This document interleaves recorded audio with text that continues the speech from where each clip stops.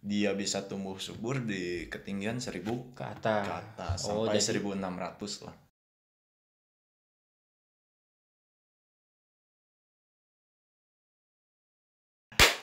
Selamat beraktivitas, selamat menonton kembali channel PJ Rivera.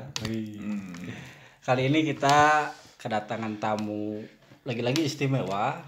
Nah, di pinggir saya sudah ada Mang Hasan. Mang Hasan ini maestro kopi di daerah Puntang. Siapa yang tak kenal Mang Hasan? Tanya aja. Kalau ke Puntang, kalau ke daerah Pangalengan, Cimaung, Banjaran dan sekitarnya, tinggal sebutkan namanya Mang Hasan, pasti pada bingung. Oke, selamat datang Mang Hasan. Apa kabar? Alhamdulillah, Om PJ. Udah berapa lama ya kita nggak ketemu? Wah, seberalami ya. Yalah, beberapa bulan. Beberapa bulan ya? Beberapa minggu yang lalu ya? Ya. Nah, Mang Hasan, yang saya tahu nih Mang Hasan nih lagi-lagi persoalan kopi ya. Dan sudah lama Mang Hasan juga bergelut dengan kopi. Sejak dari tahun berapa itu? Bergelut di kopi sejak tahun 2016 awal lah. 16 ya. Sampai sekarang masih ya. Sampai sekarang. Dan dengar-dengar saya udah dapat bocoran informasi dan sebagainya. Mang Hasan ini sudah punya brand sendiri. Ayah. Apa namanya? Wiwitan. Wiwitan. Itu berupa green bean atau apa? Ya, saya rata-rata penjualan berupa green bean. Green bean. Tapi lamun aya teman-teman meuli roast bean ladangannya ada lebarnya. Produk roast bean-nya juga ada ya? Dikit lah, hanya sedikit untuk roast bean, tapi fokus penjualan di green bean. Di green bean. Nah, untuk apa namanya, asalnya sendiri, apakah dari kebun sendiri atau dari orang lain atau seperti apa? Untuk saat ini 80% kebun sendiri, 20% ada juga dari yang lain, petani-petani yang kebunnya deketan. Ya kuantitinya sedikit, saya berani gitu beli dengan harga yang lebih nih daripada dia biasa jual. Biasa dia jual. Jadi hebat, Mang Hasan ini punya lahan sendiri, pengolahan sendiri, lalu penanaman, perawatan dan sebagainya mandiri. Nggak campur tangan sama pihak-pihak lain ya? Ya, nggak ada. Jadi mandiri. Untuk lokasi kebunnya di mana itu? Lokasi kebun di kalau nama kampungnya Kampung Cikajang. Kalau untuk blokan gunung di kaki Gunung Tilu. Kaki Gunung Tilu, tapi bukan cagar alam. Ya, jadi itu pas sebelum batas cagar alam ya? Sebelum batas cagar alam. Jadi kalau ada yang nyebut orang Cikajangnya itu Gadog Namru. Itu nama gunung kalau nggak salah ya? Nama gunung. Gunung Gadog Namru. Atau Lamajang masih sama? Ya, Gunung Lamajang. Pan masuk Caa Gunung Tilu. Ya. Di bawahnya ada Gadog Namru. Oke. Di Mang Hasan ini seorang petani dan terus harus kita support bareng-bareng. Luar biasa pokoknya. Kiprah petani di era milenial ini ada di sosok Mang Hasan.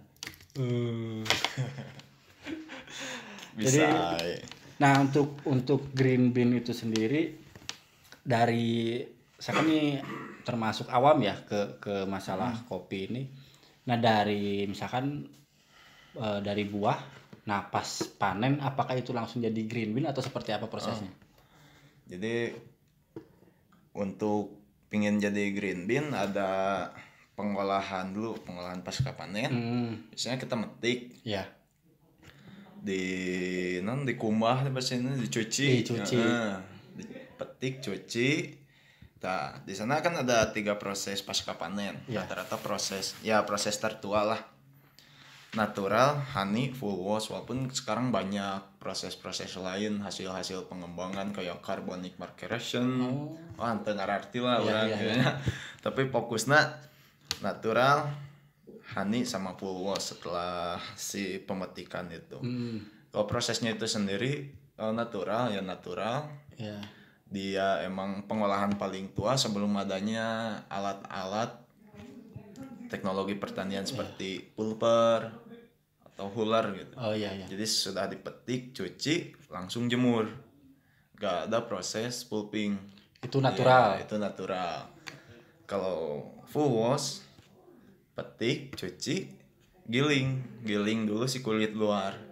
Petik, cuci, giling kulit luarnya. Kulit luar dicuci lagi. Ada lendir, sebutnya mucilage. Lendir itu dicuci sampai bersih. Tandanya biasanya saya manual keset. Sampai si gabahnya itu keset, jemur. Untuk honey digiling tapi nggak dicuci. Jadi si lendirnya itu kalau full wash dicuci, difermentasi di air. Kalau si honey enggak, jadi si mucilage itu dibiarkan menempel di si gabahnya tersebut. Selain dari tadi ada lagi nggak? Natural, full wash, sama honey. Selain dari 3 itu ada lagi nggak? Ada banyak. Tapi yang biasa umum dipakai sama kedai-kedai, sama yang ada di kedai-kedai khususnya yang ada di Jawa Barat atau Bandung lah. Biasanya umumnya pakai natural, full wash, honey umumnya itu. Kalau lebih simpel lebih disimpelkan lagi, pokoknya ada 2 jenis pengeringan. Giling basah dan giling kering gitu aja. Giling basah dan giling kering. Ya giling kering masuknya natural, honey. Giling basah full wash, wet hull kayak gitu lah. Kurang lebihnya mah. Jadi perlu teman-teman ketahui, selain dari jenis bentuk cara penyeduhan di kedai-kedai atau di coffee shop, ada yang namanya P60, lalu kemudian Vietnam Rip dan lain sebagainya. Nah, jauh sebelum itu juga prosesnya itu pasca panen itu juga beragam ya. Tergantung dari jenis kopi, jenis bijinya. Lalu kemudian jenis kopi itu ada Arabica, Robusta. Nah, kalau Robusta ini apa? Yang membedakan Arabica dengan Robusta? Biasanya kalau secara simpelnya, Robusta kafein lebih tinggi kan. Kafeinnya lebih tinggi, terus pahitnya lebih kerasa. Kalau Arabica kafein memang lebih rendah, terus ada asam ya, acidity-nya tinggi kalau di Arabica. Makanya ada kopi asam pasti Arabica. Kalau pahit pasti Robusta. Tapi rata-rata bisa juga Arabica juga pahit kalau nanti hasil roastingannya di dark atau tutung lah. Nah, untuk selain daripada itu, yang membedakan antara Robusta dan Arabica ini lokasi tanam berpengaruh nggak? Lokasi tanam berpengaruh. Apakah dari ketinggian atau seperti apa? Dari ketinggian ya? Dari ketinggian. Robusta biasanya tumbuh subur di ketinggian 1000 ke bawah. 1000 meter di atas permukaan laut ke bawah. Kalau Arabica rata-rata dia bisa tumbuh subur di ketinggian 1000 ke atas sampai 1600 lah. Itu Bang. Jadi semacam di Pangalengan atau daerah-daerah dataran tinggi itu berarti sudah bisa dipastikan bahwa itu Arabica. Iya, Arabica. Malahan kalau di Pangalengan kan dia mah ketinggian 1400. Robusta itu gak tumbuh. Gak tumbuh karena keadaan tempat juga kan mempengaruhi. Kalau di ketinggian 1000 masih di daerah Cimaung lah. Di daerah Cimaung si Robusta itu masih bisa tumbuh. Jadi harus hangat. Robusta harus hangat. Harus panas dikit. Nah, seperti yang dibahas di video sebelumnya, saya waktu itu bersama Kang Dwi itu membahas tentang tentang proses penyeduhan dan lain sebagainya. Kali ini kita membahas tentang sebelum proses itu, jadi proses pasca panen ya. Seperti yang tadi disampaikan, sebelum teman-teman mencicipi si kopi di kedai shop atau di proses akhir, di tahap akhir di kopi shop, di kedai, jauh sebelum itu banyak yang membedakan hasil akhir yang dicicipi dari rasa dan sebagainya. Yang pertama dari jenis kopi Arabica atau Robusta. Lalu yang kedua dari proses pasca panennya. Yang tadi ada natural, terus full wash, lalu honey. Lalu saya juga sering dengar yang jenis prosesnya itu wine. Nah itu untuk itu apakah seperti apa itu? Ya wine. Akhir-akhir ini kan wine tuh banyak perdebatan. Wah ini kopi busuk. Wine itu dari kopi busuk atau seperti apa? Jadi bisa dikatakan si kopi itu dibusukkan. Sengaja dibusukkan, difermentasi ya? Difermentasi itu. Makanya dari kopi wine juga menurut saya ada fermentasi yang baik. Ada fermentasi yang tidak baik. Fermentasi yang baik yang gimana? Ya higienis, bersih lah tempat fermentasiannya. Itu enak juga gitu. Ada juga yang asal talian di plastik. Sabusukna gitu asal. Nah, itu mah saya juga nggak terlalu suka gitu. Mungkin emang ada penikmatnya itu juga. Oke. Menarik ya. Jadi ya yang umum di kedai kopi atau kopi shop dari proses pasca panen, dari sebelumnya dari jenis kopi Arabica Robusta, kemudian dari proses pasca panen ada natural, full wash, lalu honey, dan kemudian juga ada wine. Selain itu juga dari biji kopinya, biji kopi dari mana, biji kopi seperti apa gitu origin, ya. Jadi seperti yang disampaikan sebelumnya di video sebelumnya, berbicara tentang kopi ya sangat-sangat kompleks ya. Apalagi di proses awal ini, proses penanaman, perawatan, maintenance dan sebagainya, itu juga perlu ketelitian. Kurang lebihnya seperti itu. Ketelitian itu. Nah dari awal tanam sampai dengan panen itu berapa lama itu? Kalau dari awal kita melak itu rata-rata 2 sampai 3 tahun. 2 sampai 3 tahun itu pun bibit-bibit yang udah sebutnya teh hibrid lah. Hibrid itu pun bibit-bibit hibrid. Jadi udah mengalami perkawinan. Ada tempat kan penelitiannya dari pertanian. Ini cocoknya batangnya ini, atasnya ini. Beda. Jadi menyesuaikan lahan tersebut. Gimana nih mengatasi penyakit? Kalau di Indonesia rata-rata penyakit karat daun. Penyakit karat daun. Gimana nih di tempat ini agar si pohon kopi tersebut kuat nih dari karat daun, terus produksi kejarannya produksi banyak.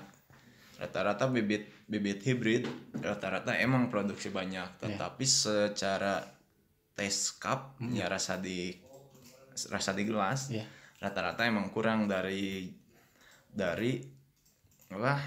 jenis-jenis atau varietas murni. Varietas murni seperti Tipika kan, itu varietas murni Tipika, varietas tertua dari kopi tersebut.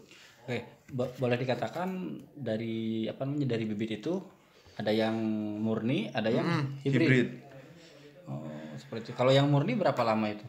Kalau yang murni relatif lama, buah normal itu 5 tahun, 4 sampai 5 tahun. Dari awal tanam sampai dengan panen.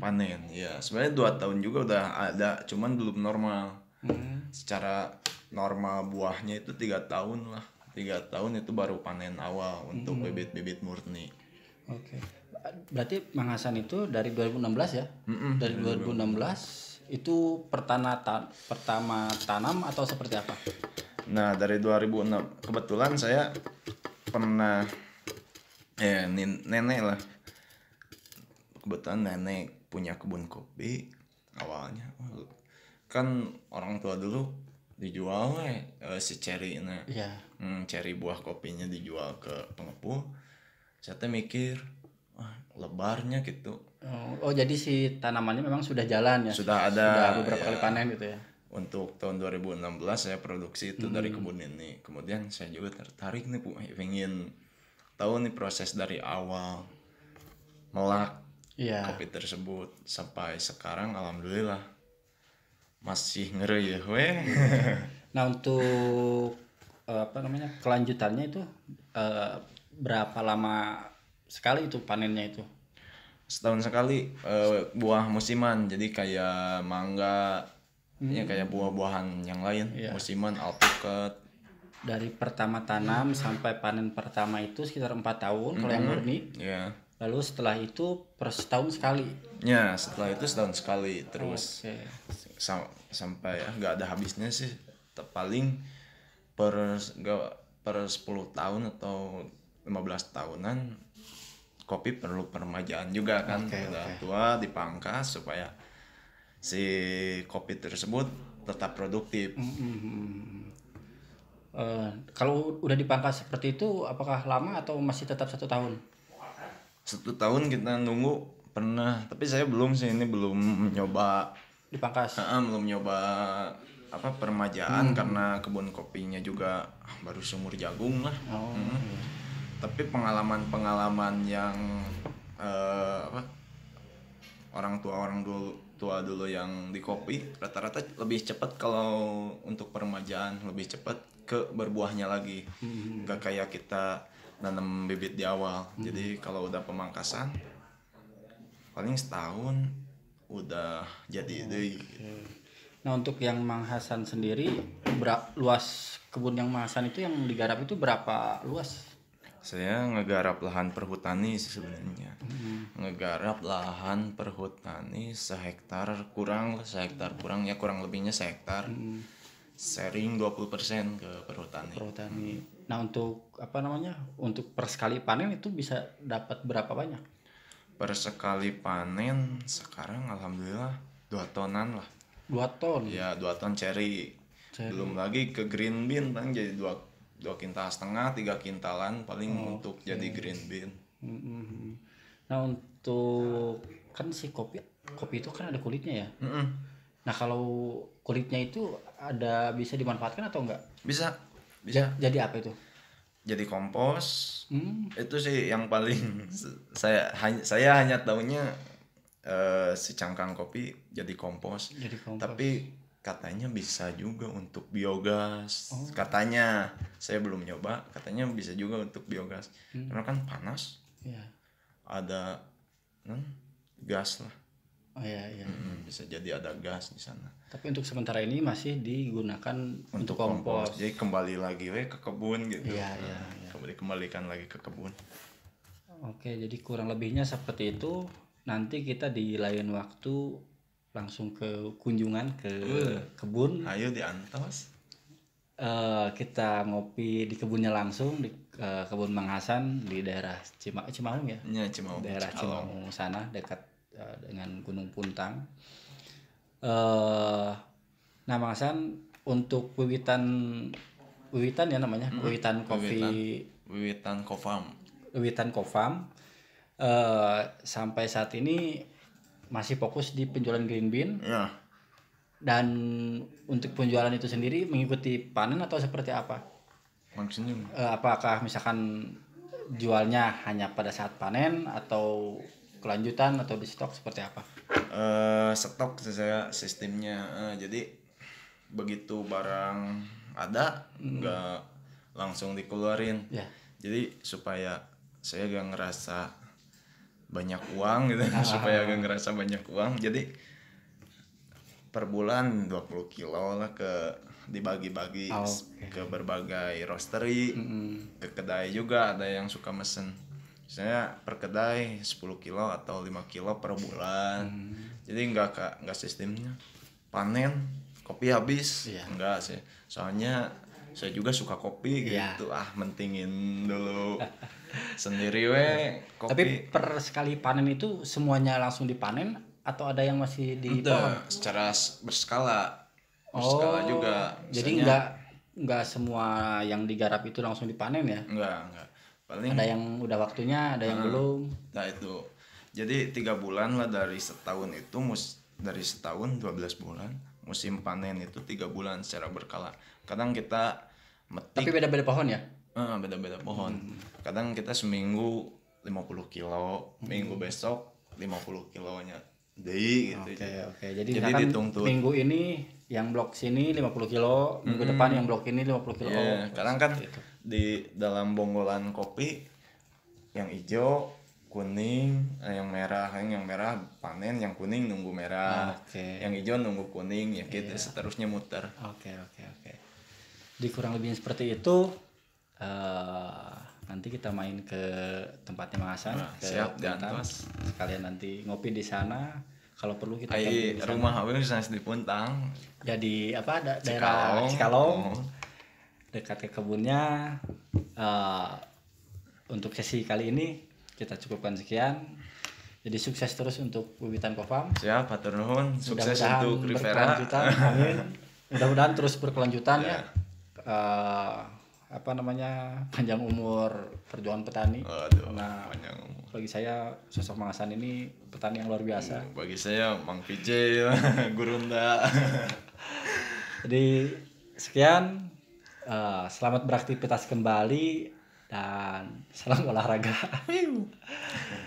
Assalamualaikum warahmatullahi wabarakatuh. Waalaikumsalam.